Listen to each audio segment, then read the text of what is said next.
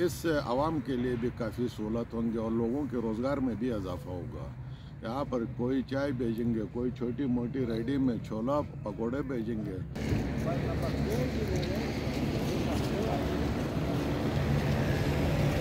कारोबार ख़त्म हुआ था एनसीपी गाड़ियों के गिलगित में।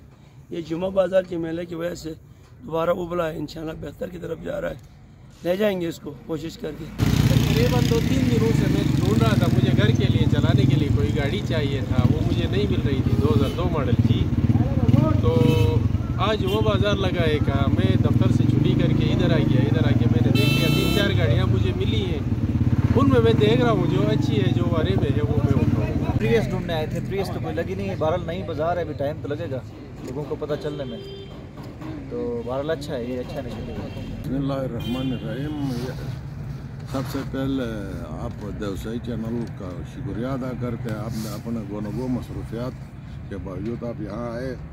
तो मैं सबसे पहले ये जिन लोगों ने तगदो करके मेहनत करके मुराद अली नाजिम साहब और इनकी टीम को मुबारकबाद पेश करता हूँ। गिलगित जैसी जगह में पहली मरतबा जुमा बाज़ार गाड़ियों का लगा है। इससे आवाम के लिए भी काफ़ी सहूलत होंगे और लोगों के रोज़गार में भी इजाफा होगा।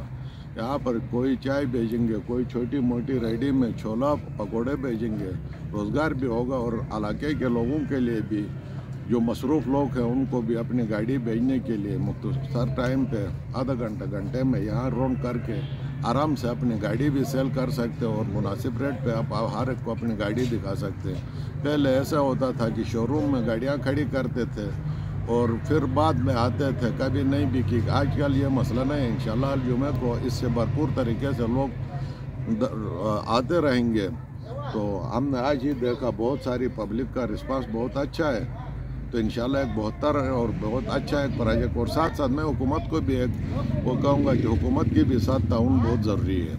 ताउन इस तरह का है कि ये एनसीपी गाड़ियाँ हैं। यहाँ पर एनसीपी गाड़ियों की जो रजिस्ट्रेशन है वो तकरीबन 1 नंबर गाड़ियों के बराबर लेते हैं।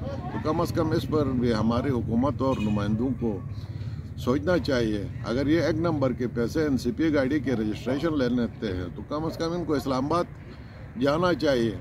अगर इस्लामाबाद तक ये गाड़ियाँ नहीं जा सकती तो जैसे स्वाद में 500 रुपये में रजिस्टर्ड कराते हैं हर एक थाना, तो यहाँ इसी तरह का हर इलाके का जो भी बंदा है उसी के थाने से वो रजिस्टर्ड हो 500,000 रुपये ले ले। बिस्मिल्लाहिर्रहमानिर्रहीम।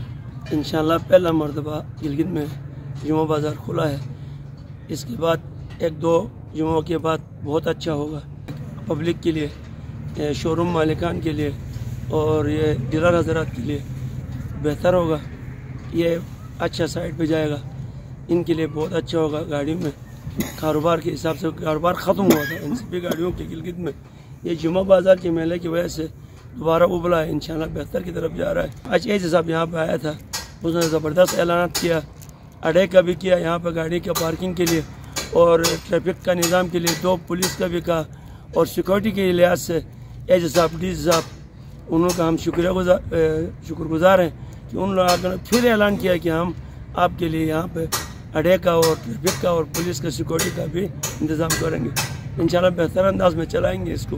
पब्लिक गाड़ियाँ लेके जो आएंगे, शोरूम के मालिकाना अपना रसीद लेके बाहर खड़े हैं, अपनी गाड़ियाँ लेके खड़े हैं। जहाँ कहीं भी आसानी रोड पर सौदा करेंगे लेकिन किसी शोरूम के थ्रू करेंगे, वो फीस दे देंगे, लेने वाला भी फीस देगा, बेचने वाला भी फीस देगा।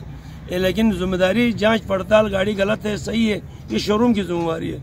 ये कारोबार शोरूम की तरफ आ रहा है, शोरूम मालिकान की तरफ आ रहा है। तो ये सारे जांच पड़ताल जो करेंगे वो शोरूम के मालिक करेंगे, जिसके रसीद करता है वो जिम्मेदार होगा।